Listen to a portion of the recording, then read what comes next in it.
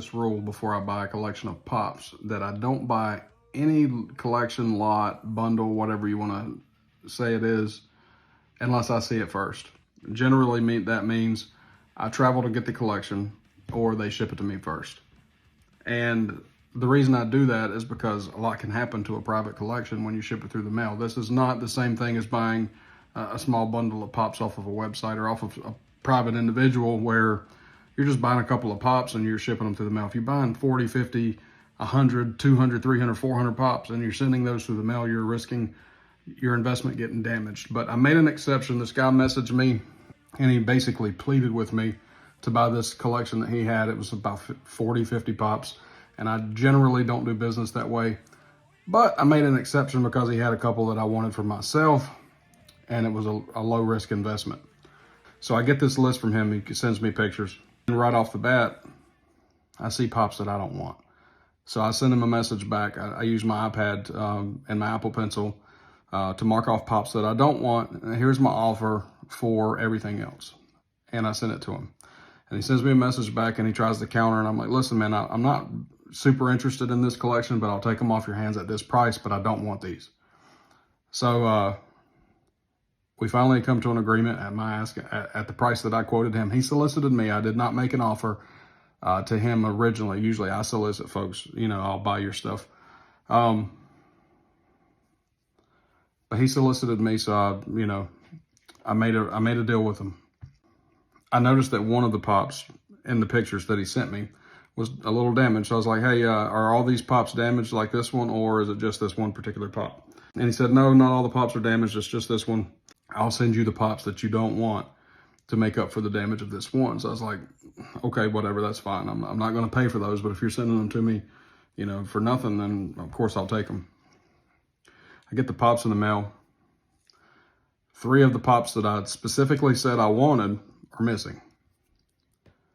I get the crappy Pops that I didn't want. So basically he's pulled a bait and switch. Already that's the first thing I noticed. He's pulled a bait and switch. He sent me Pops I didn't want and kept Pops that I did want. So it already makes it this lot not worth it. But then I noticed that roughly half the Pops are trash. Just trash. So I try to work this thing out with him. I contact him. I was like, listen, man, PayPal Goods and Services covers this kind of stuff, but I'm not trying to file a claim. I just want the Pops that you didn't ship. I don't even want compensation for the Pops that are trashed. I just want the Pops that you didn't ship. And he goes on and on about how he did me a favor and sends me all this extra stuff that I didn't ask for, that I specifically said I didn't want to begin with. And we go back and forth and back and forth and back and forth, and he starts trying to make me feel like I'm crazy. So the moral of the story is always trust your first gut. Don't ever, if you create rules for yourself, don't break them for anybody, because they're just going to try to take advantage. But look at this junk. It's just junk. Dented bottom, big crease here, big crease here. This is one of the best Pops of the bunch. You got indentation here. The lid's all messed up here.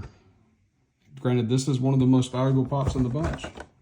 I don't even think this one's real. I think this is a knockoff. I really do. And if it's not, even if it's not a knockoff, like, it's garbage.